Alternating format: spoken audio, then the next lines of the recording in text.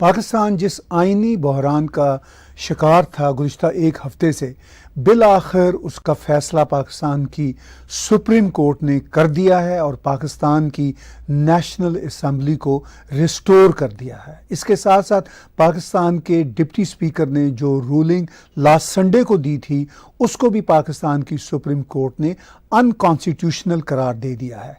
इसी सूरत हाल पर मेजर गौरव आर्या ने जब ये लास्ट संडे को सिचुएशन बनी तो एक ट्वीट में कहा था कि इमरान खान ने पाकिस्तान को 24 घंटों के अंदर अंदर इतना नुकसान पहुंचाया है जो शायद कोई दुश्मन मुल्क भी पाकिस्तान को 24 सालों में नुकसान नहीं पहुंचा सकता था।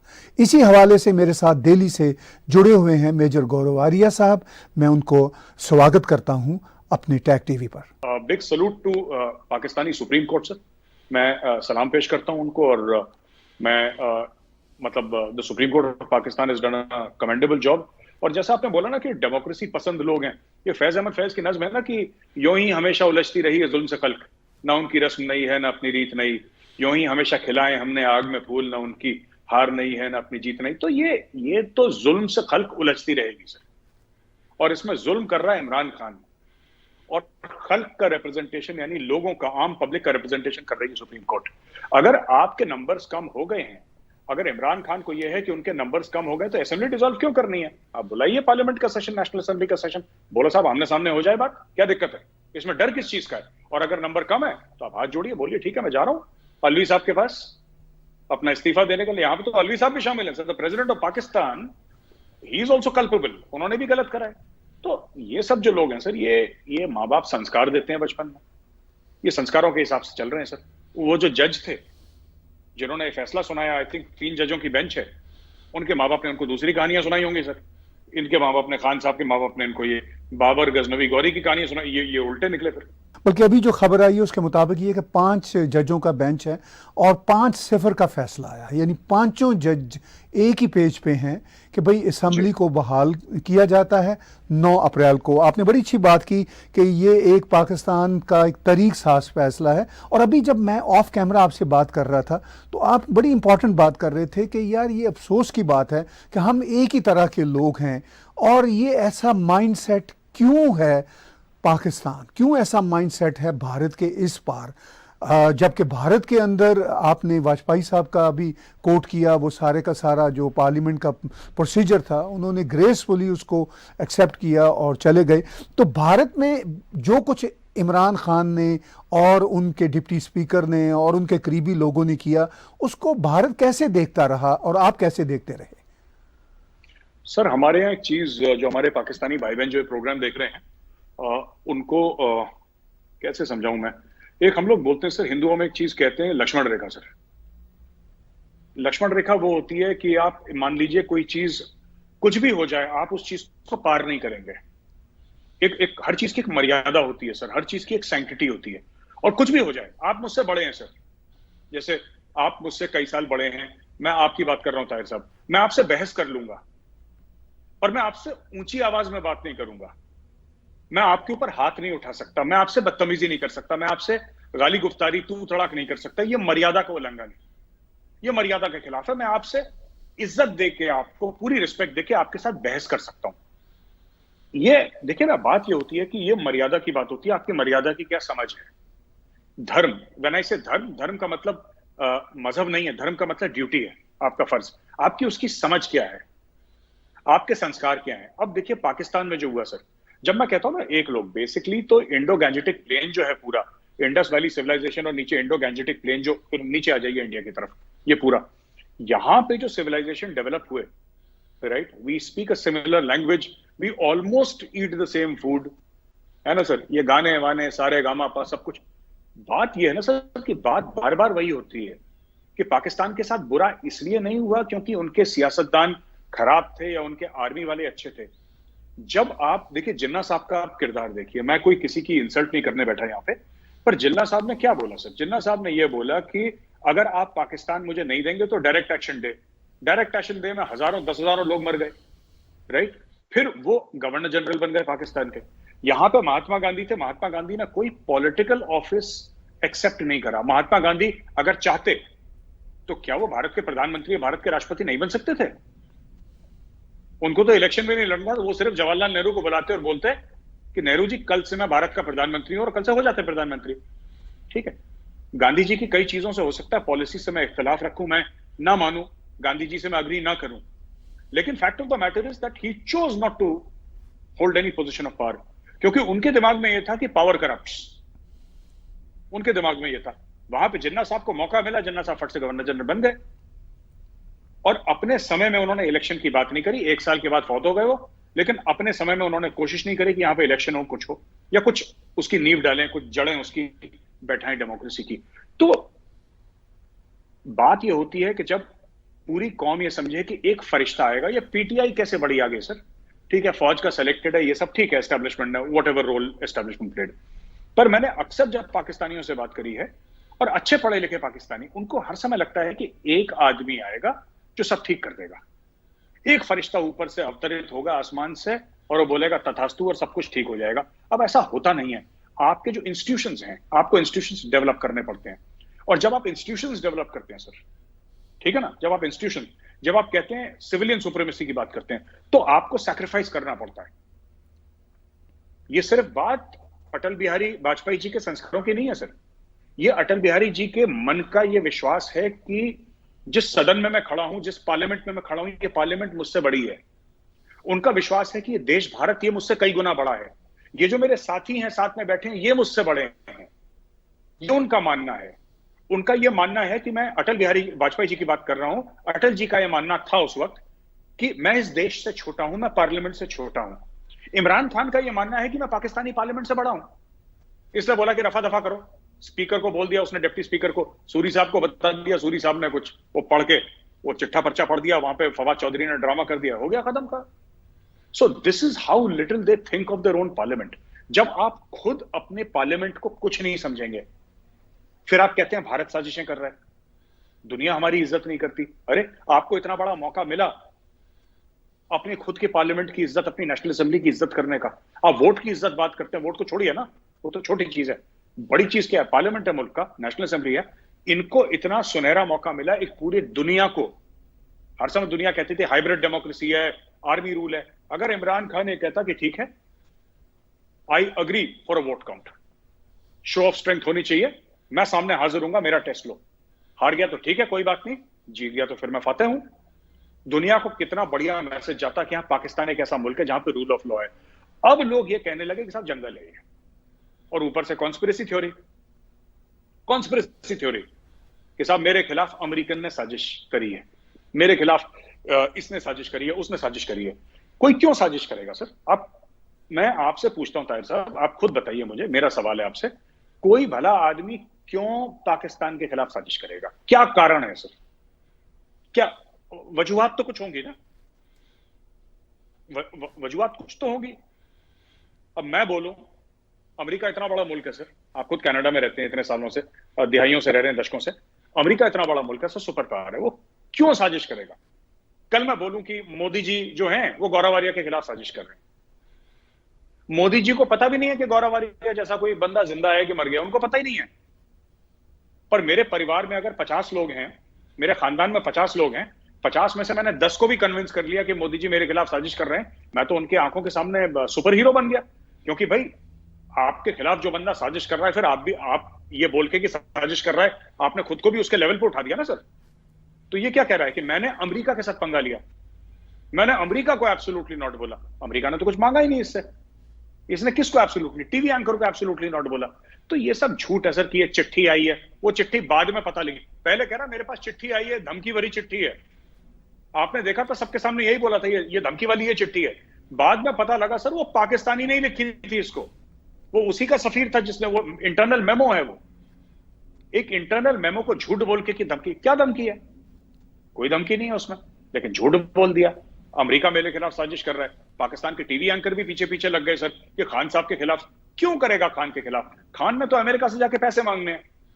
अमेरिका करेगा साजिश सर चीन के खिलाफ, अमेरिका साजिश करेगा रूस के खिलाफ। जाहिर सी बात है, बराबरी में मैं ये नहीं कह रहा कि सब लोग बराबर हैं, America is still the sole super power, but लगभग 19-20 का फर्क हो तब कोई बंदा साजिश करे सर।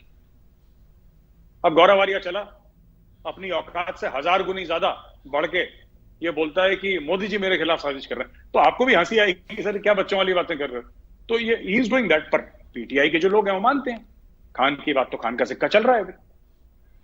आपने कहा कि जो उनके परस्तार हैं यानी इमरान खान के, वो मानते हैं कि वाकई अमेरिका ने उसके ख़िलाफ़ साजिश की, और दुनिया के मुबस्सरीन, आप भी कह रहे हैं उनमें से एक, कि अमेरिका को क्या पड़ी है इमरान खान जैसे आदमी के लिए किसी किस्म की साजिशी प्लान बनाने के, उसके पास और बड़े बड़े काम हैं, बड़े बड़े इश्यूज़ हैं। लेकिन क्या हम ये नहीं देखते कि इमरान ने जिस तरह अपनी हुकूमत खुद गिराई, अपनी असम्बली खुद तोड़ी, अगर जो उसको सुप्रीम कोर्ट ने बहाल कर दिया है, और फिर जो तल्लुकात दुनिया के साथ ख़राब किए हैं, यानी दुनिया जब हम कहते हैं तो वेस्टर्न वर्ल्ड है, आईएमएफ ने वो कर्जा रोक दिया, तो इस सारी सूरत हाल में इमरान खान अचीव क्या करना चाहते थे? क्या आपको नज़र आता है क्या वो अचीव करना चाहते थे? वो तो मुल्क का, देश का बेड़ा गर्क कर रहे हैं और कर चुके हैं। सर ये कुछ नहीं, कुर्सी की लालच है, और कुछ अचीव नहीं करना खान ने, ये कुर्सी की लालच है, ठीक है। अब एक डिप्लोमेटिक मामला, डिप्लोमैट्स मिले आपस में कहीं, ऐसा भी नहीं है कि ये जो डेविड लू है उसने वो जो पाकिस्तानी डिप्लोमेट था, मजीद साहब थे, कौन था नाम भूल गया उनका, पाकिस्तानी डोनाल्ड लू, सॉरी नहीं सर, डोनाल्ड लू और पाकिस्तानी भी थे ना एक सर इसमें, जी जी जी, जो एम्बेसडर थे उस वक्त, जी शायद असद कुछ उनका नाम है, मुझे भी याद नहीं अभी आ रहा है एकदम से। जी जी, तो वो जो पाकिस्तानी जो साहब थे सर, उनके साथ बैठे थे। पहली बात तो ये मामला जितना मुझे पता है कि 1 महीने से ज्यादा पुराना है सर, ये जब वाकया हुआ, तो ये इमीडिएट नहीं है सर। हाँ जी, और उसके बाद भी पाकिस्तान एम्बेसी ने डोनाल्ड लू को बुलाया, यानी 7 मार्च को ये हुआ, जो उनके मुताबिक, इंटरनल मेमो के मुताबिक, और उसके बाद 16 मार्च को दोबारा पाकिस्तानी एम्बेसी ने डोनाल्ड लू को एज अ चीफ गेस्ट बुलाया अपनी एम्बेसी में। जरा ये बात भी ध्यान में रखिए। बिल्कुल सर, आपने अपनी एम्बेसी में डोनाल्ड लू को चीफ गेस्ट बुलाया, और वही बंदा जो कि इमरान खान की सरकार गिरा रहा था, राइट।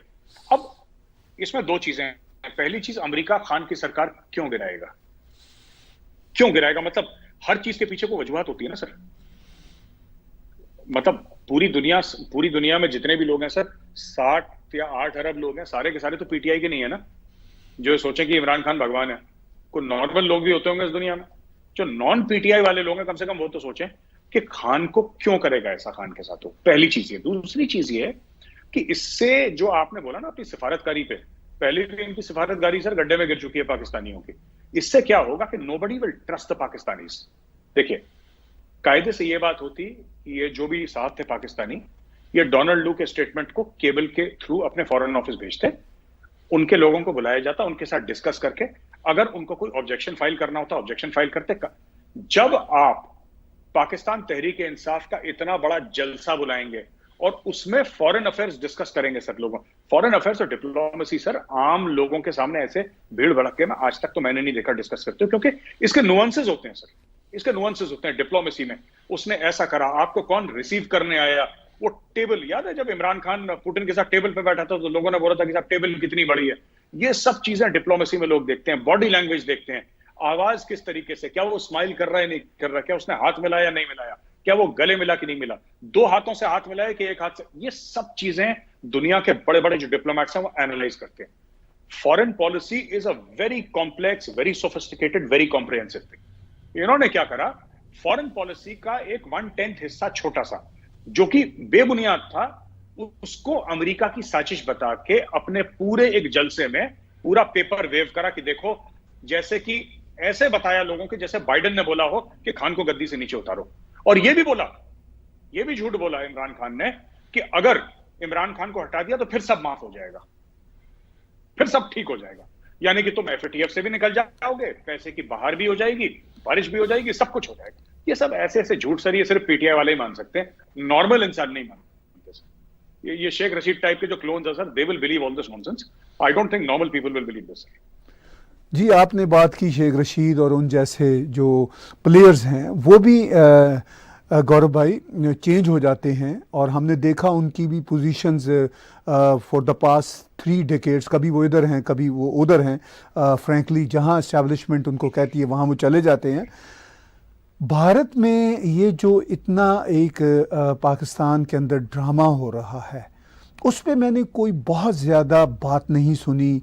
अब भारतीय पॉलिटिशियंस का कोई रिएक्शन नहीं है। अगर ये भारत में ऐसा कुछ हो रहा होता, ऐसा अव्वल तो भारत में होता नहीं है, छोटी सी बात भी भारत में होती है तो इमरान खान का एक ट्वीट आ जाता था। कोई मसला ज़रा सा भी भारत में कहीं कर्नाटका में हो रहा है, जब आपकी बात हो, इमरान खान का उस पर ट्वीट आ रहा होता था। तो इस पे भारत के जो पॉलिटिशियंस हैं, पॉलिसी मेकर्स हैं, उन्होंने बिल्कुल इंपॉर्टेंस नहीं दी। शायद उनके पास इतना वक्त ही नहीं है कि इसकी तरफ देख सकते। आप कैसे भारत में पॉलिटिशियंस और पॉलिसी मेकर्स का रिएक्शन देखते हैं? सर आज भी ब्रेकिंग न्यूज आई है, ठीक है सर, और 99% कवरेज जो है यूक्रेन वॉर का है और लोकल इश्यूज का है सर। मैं पहले मीडिया की बात बताता चलूं। दूसरी चीज, जहां तक हमारे पॉलिसी मेकर्स हैं सर, वो पाकिस्तान के ऊपर कमेंट करते नहीं है sir. For a very long time Modi सरकार की पॉलिसी रही है कि पाकिस्तान के ऊपर कुछ कमेंट नहीं करते सर, जब तक कि बहुत कोई बड़ी चीज ना हो जाए sir. We don't comment. Basically क्या है कि दे डोंट, मुझे ऐसा लगता है, ये मेरा मानना है, I could be wrong sir, हो सकता है मैं गलत बोल रहा हूं, पर मुझे ऐसा लगता है जितना भी मैंने बात करी सर लोगों से, डायरेक्टली नहीं बोला उन्होंने, किसी ने, मैं ये तो नहीं कहूंगा कि किसी ने मुझे डायरेक्टली मुंह पे बोला है, लेकिन हमारे फॉरेन ऑफिस वाले उनके रडार में पाकिस्तान नहीं है सर।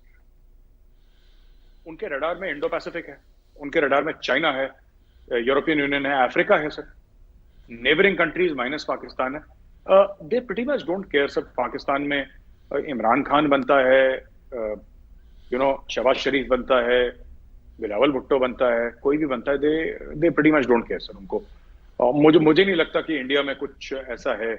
आपने बिल्कुल ठीक जज करा, आपकी जो बात है वो गलत नहीं है, बिल्कुल सही है। They are not commented about because they don't consider it important. जैसे पाकिस्तान में रोज कुछ ना कुछ होता रहता है, हम कब तक कमेंट करेंगे, हमारे और भी काम है। I think that is the general sensing in India sir. हम ही लोग हैं जो पाकिस्तानी वॉचर्स हैं 24 घंटे, हम लोग को एक ही फतूर दिमाग में घूमता रहता है कि पाकिस्तान में क्या हो रहा है, क्योंकि हमारा पैशन वो है कि पाकिस्तान में क्या हो रहा है और चाइना में क्या हो रहा है, क्योंकि जियो पॉलिटिक्स, फॉरेन अफेयर्स हमारा काम है। तो ये तो चीज है सर। लेकिन नहीं, आप ठीक कह रहे हैं सर, हमारे फॉरेन मिनिस्ट्री से कोई नहीं आया, पीएम ऑफिस से तो सवाल, पीएम ऑफिस तो कमेंट करता ही नहीं कभी किसी पे, या हमारे डिफेंस मिनिस्टर से या किसी से भी, और there is hardly anything sir, मतलब nothing. They have ignored this thing. कल पाकिस्तान का प्रधानमंत्री दोबारा इमरान खान बन जाए तो इनको कोई फर्क नहीं पड़ेगा, है ना सर। बिलावल बन जाए तो इनको फर्क नहीं पड़ेगा। वो उन्होंने छोड़ दिया सर पाकिस्तान को, उन्होंने बोला ठीक है तुम अपने रास्ते, हम अपने रास्ते। जी, लेकिन आपकी नज़र पाकिस्तान की पॉलिटिक्स, पाकिस्तान के एस्टेब्लिशमेंट की जो मूवमेंट्स हैं उस पर रहती है, चूँकि आपका पैशन है, आप अपने थिंक टैंक के ज़रिए, अपने चाणक्य फोरम के ज़रिए ये सब बातें जियो पॉलिटिक्स के एनालिसिस करते रहते हैं। और मैं बहुत महीनों से गौर कर रहा हूँ कि आप एक तरह से पाकिस्तान के जो chief of the army staff हैं इस वक्त, कमर जावेद बाजवा, उनकी बातों को बहुत गौर से देखते हैं और कहीं कहीं आप इवन अप्रिशिएट भी कर देते हैं, ये कहते हुए कि भाई हमारे दुश्मन मुल्क की आर्मी के वो सरबराह हैं, मगर ये बात वो शायद गलत नहीं कर रहे। तो इस सारे पॉलिटिकल प्रोसेस में जो कमर जावेद बाजवा का जो रहा, वो तो जब पाकिस्तान के डिप्टी स्पीकर ने अनकॉन्स्टिट्यूशनल रूलिंग दी थी तो पाकिस्तान की इस्टेब्लिशमेंट कुछ कर सकती थी, लेकिन उन्होंने नहीं किया, बहुत ही तहम्मुल का, सब्र का मुजाहरा किया। तो आप इस मूव को कैसे देखते हैं? ताहिर साहब, मैं जो आपने बाजवा साहब की बात करी ना, मैं 2-3 साल से बाजवा साहब को फॉलो कर रहा हूँ। Islamabad security dialogues, Islamabad dialogue में जो उनकी स्पीचेस है मैं सुनता हूँ। ये जो लेटेस्ट स्पीच है मैंने 2-3 बार सुनी, बाजवा साहब की जो स्पीच थी, और मैंने पूरा एनालिसिस करा, वो सेम उनकी बॉडी लैंग्वेज, इन्फ्लेक्शन, टोन, किसके बारे में बात कर रहे हैं सर। मैं दिल से बात कहता हूं कि मैं ऐसा मानता हूं कि इमरान खान ने जनरल बाजवा की बात ना मान के अपने मुल्क का बहुत बड़ा नुकसान कर दिया सर। मैं ये भी कहना चाहता हूं कि जो भी मैंने जनरल बाजवा के मुंह से सुना, I think he is a very highly mature person, और बड़े स्टेट्समैन लाइक उन्होंने बयान दिए हैं। अंदर की बात क्या है मुझे इसकी जानकारी नहीं है, तो मैं सिर्फ जो मैंने इस्लामाबाद सिक्योरिटी डायलॉग्स में जो उनकी स्पीच सुनी है उसकी बात कर रहा हूं, और जो उनके कुछ पब्लिक अटरेंसेस हैं मैं उनकी बात कर रहा हूं। मुझे ऐसा लगता है, देखिए वो कश्मीर के बारे में बोलेंगे, वो पाकिस्तान के आर्मी चीफ है, जाहिर सी बात है, ठीक है, वो उनका फर्ज है सर। वो भारत के खिलाफ बोलेंगे, मैं इसको समझता हूं कि वो अपना फर्ज निभा रहे हैं, वो पाकिस्तान के आर्मी चीफ हैं, उनका काम है पाकिस्तान की दिफा करना, वो बोलेंगे, that's okay sir. I should not hold any grudge against him कि आपने ऐसा क्यों बोल दिया कश्मीर के लिए, वो उनका फर्ज है सर, वो बोलेंगे। हम कौन होते हैं उनको ये बोलने वाले कि बाजवा साहब ऐसा ना बोलें, we can not tell him. लेकिन at the same time sir, जो उन्होंने जियो इकोनॉमिक्स की बात करी बाजवा साहब ने, actually general Bajwa speaks like the prime minister of Pakistan should speak. मैं ये कहना चाह रहा हूं sir, if I may sum up what I am trying to say about general Bajwa. मुझे ऐसा लगता है कि सर, जिस तरीके से पाकिस्तान के प्रधानमंत्री को बोलना चाहिए वो जबान जनरल बाजवा बोल रहे हैं, और जो इमरान खान है ये पता नहीं कौन सी जबान बोल रहा है सर, इसके बारे में तो मतलब I don't understand how the prime minister of 22-23 crore का मुल्क है, उसका प्रधानमंत्री ऐसी बातें कैसे कर सकता है, मुझे तो हजम नहीं होती ये बात। लेकिन coming back to general Bajwa, उन्होंने पहले बोला कि जियो इकोनॉमिक्स के अलावा उन्होंने ये बोला कि we must have peace because prosperity follows peace. उन्होंने एक रोड मैप देने की कोशिश करी। अगर मैं इमरान खान की जगह होता सर, मैं आपको आज बड़ी जिम्मेदारी के साथ कह रहा हूं, अगर मैं इमरान खान की जगह होता तो मैं बैठता यहां पे, सामने कुर्सी लगाता, जनरल बाजवा को कुर्सी पे बैठाता, बोलता जनरल साहब अब आप बताओ आप क्या कह रहे हो, मुझे समझाओ। And as prime minister of Pakistan I would have taken notes, किताब में लिखता, और हर मंडे को जनरल बाजवा को इन्वाइट करता चाय पे और बोलता कि ठीक है जनरल साहब अब बताइए। बिकॉज आई मीन कोई तो हो जो इमरान खान को एडवाइस करे। अब जिसके एडवाइजर शेख रशीद हैं, शाहबाज गिल जिसका एडवाइजर है, फवाद चौधरी जिसका एडवाइजर है, सर उसने तो गड्ढे में डालना है ना मुल्क को। अब वो तो एडवाइस पाकिस्तानियों से ही लेगा, वो इंडियन से एडवाइस तो लेगा नहीं। इसलिए मैं कह रहा हूं कि पाकिस्तान में जो बंदा मुझे सबसे मेच्योर लगता है वो जनरल बाजवा है। And I think Imran Khan has done great disservice to his country, great disservice to his country by not listening to general Bajwa. उसने बहुत बड़ी गलती करी है। अगर उससे जनरल बाजवा की बात सुन लेता, जनरल बाजवा ने क्या बोला था, आप ऑपोजिशन पार्टी से बात करो, आप किसी पे ज्यादती हमला, दिस इज मैच्योर एडवाइस, कि जो घर का बड़ा ऐसी एडवाइस देता है। जबकि मुझे लगता है कि जनरल बाजवा की उम्र उनसे कम है, इमरान खान से कम है, कुछ 5-7 साल कम ही होगी जनरल बाजवा की इमरान खान से। Imran Khan is senior to him in age and also in designation, is the prime minister of Pakistan. लेकिन a person who is younger to Imran Khan is talking with that much of maturity and Imran Khan is talking with zero maturity. ये मुझे बात हजम नहीं हुई sir, ये पता नहीं क्या चक्कर है। आखिर में दो एक बातें, आपने कहा कि जनरल बाजवा का जो रवैया है बहुत मैच्योर है इमरान खान की निस्बत, बल्कि पाकिस्तान के वज़ीर आज़म को जो बात करनी चाहिए वो जनरल बाजवा कर रहे हैं। और आपने पीछे कहा कि भारत ने अब पाकिस्तान के हवाले से, पंजाबी का एक एक्सप्रेशन है, खेड़ा छोड़ दिया, यानी वो सोचना ही छोड़ दिया है कि पाकिस्तान में भारत के बारे में क्या बात की जाती है या नहीं की जाती, ये अब भारत का इशू नहीं है। पाकिस्तान में कोई प्राइम मिनिस्टर आए, कोई चीफ द आर्मी स्टाफ बने, भारत को इससे कोई गर्ज नहीं है। भारत को ये पता है कि उन्होंने अपने बॉर्डर्स को सिक्योर कर लिया है और मज़ीद कैसे किए रखना है। लेकिन आफ्टर ऑल पाकिस्तान भारत का नेबर है, जितना भी उससे छुटकारा हासिल करना चाहे भारत कर नहीं सकेगा, चूँकि बहरहाल उस सरहदें मिलती हैं।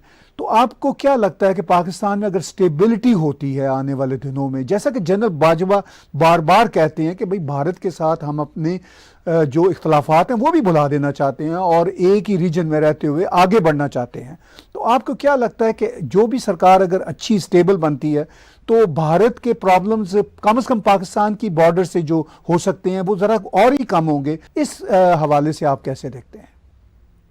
सर मुझे नहीं लगता सर कि भारत को अब कोई फर्क पड़ता है सर। भारत ने मन बना लिया सर, कोई बड़ा अगर वाकया होगा तो भारत दोबारा सर्जिकल स्ट्राइक करेगा, दोबारा जहाज भेजेगा।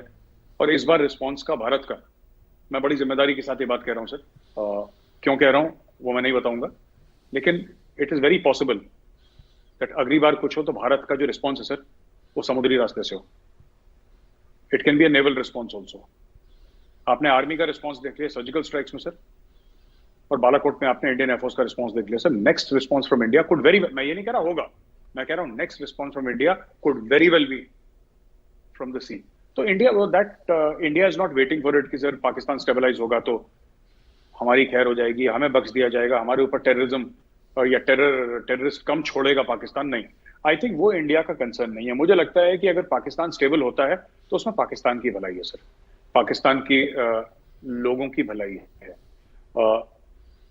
जब सीज फायर की बात हुई थी लाइन ऑफ कंट्रोल में, उस समय जनरल बाजवा ने यह बात देख ली थी कि वेस्टर्न बॉर्डर्स में प्रॉब्लम होगी, ड्यूरन लाइन में प्रॉब्लम होगी, जो कि हो रही है सर, जो कि हो रही है। उन्होंने अमेरिकन वहां से निकलेंगे और ये प्रॉब्लम होगी, ये पाकिस्तानियों ने पहले जज कर लिया था। इंडिया और पाकिस्तान के बीच में बात हुई और तब से वो जो हमारा आई थिंक साल भर लगभग हो गया है, दैट्स उससे ज्यादा ही हो गया होगा, that cease fire is holding good sir, that cease fire is holding good. तो कहीं ना कहीं मुझे ऐसा लगता है कि जो मुल्क की प्लानिंग है पाकिस्तान की, मैं एक चीज कहना चाहता हूँ तार साहब, हो सकता है कि आपको थोड़ी सी अटपटी लगे, लेकिन मैं फिर भी कह ही देता हूं। मैं कभी इसके फेवर में नहीं था कि जो पाकिस्तानी फौज है वो पाकिस्तान पे कब्जा करे। We are a democracy loving people, और हमें ये बातें नहीं समझ में आती। हमारी फौज ने कभी ऐसी करतूत नहीं करी सर, पाकिस्तान में 4 बार हो चुका है। तो मैं इस चीज को अच्छा नहीं मानता कि फौज सियासतदानों को निकाल बाहर करे, जेल में डाले, जद्दा भेज दे, बाहर फांसी पे टांग दे और खुद पावर में आ जाए। लेकिन अब इमरान खान ने जो हरकत करी है उसके बाद पाकिस्तानी फौज ऐसा क्यों करती है ये मेरे समझ में आने लगा है। मैं उनसे अग्री नहीं करता सर, पाकिस्तानी आर्मी से मैं ये नहीं कह रहा कि मैं पाकिस्तानी आर्मी से अग्री करता हूं, बिल्कुल भी नहीं।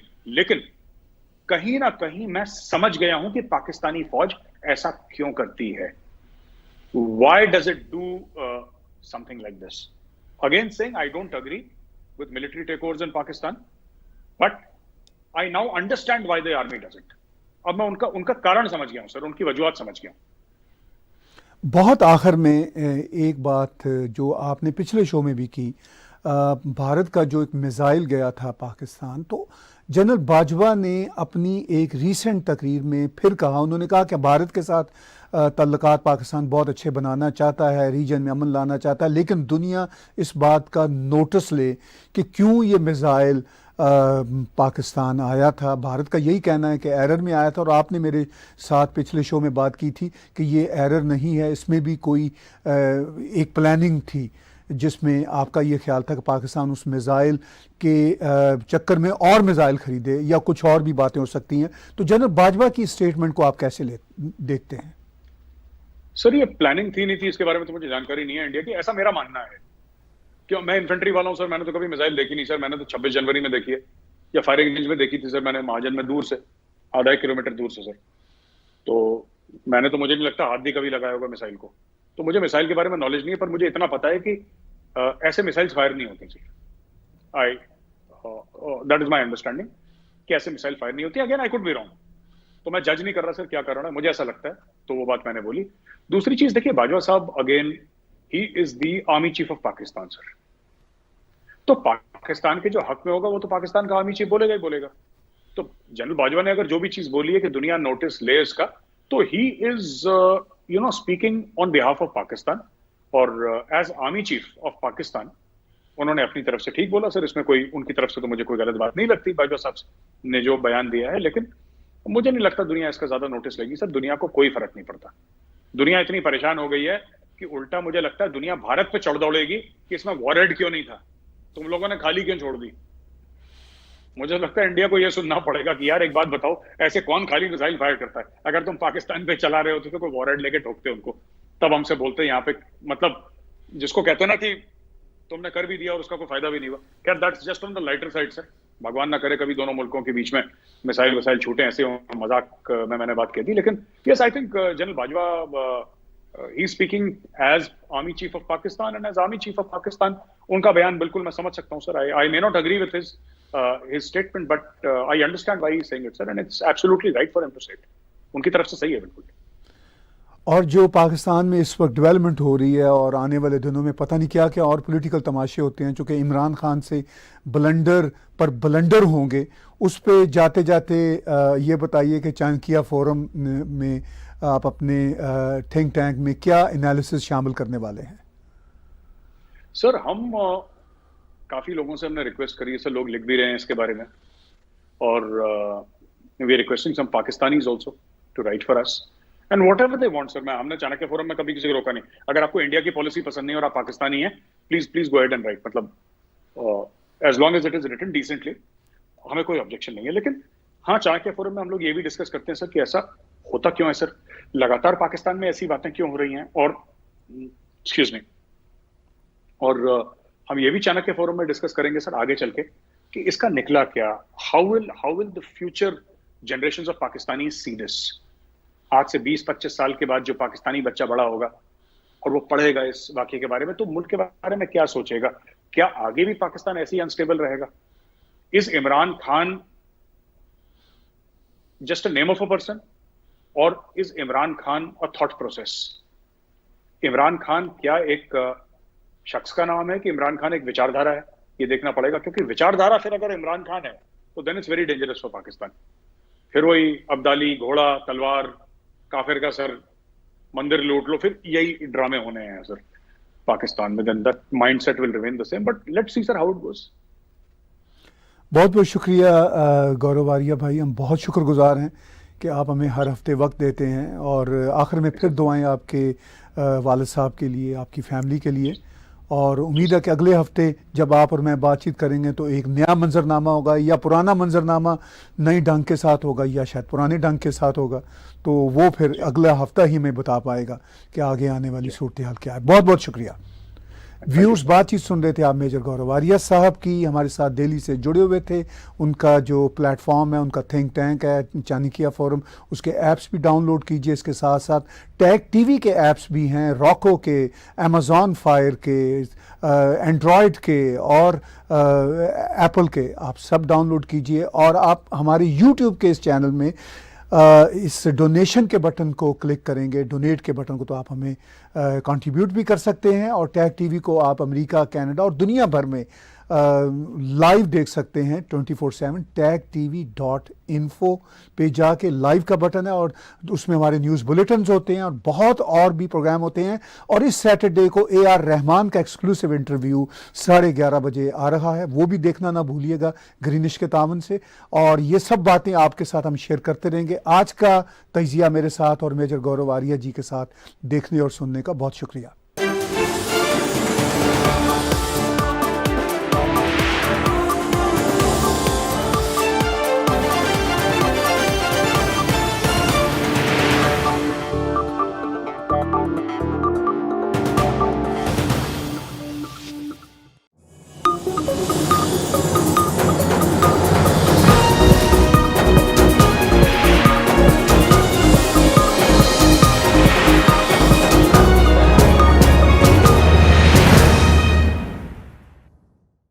Subscribe Tag TV YouTube channel and press the notification button.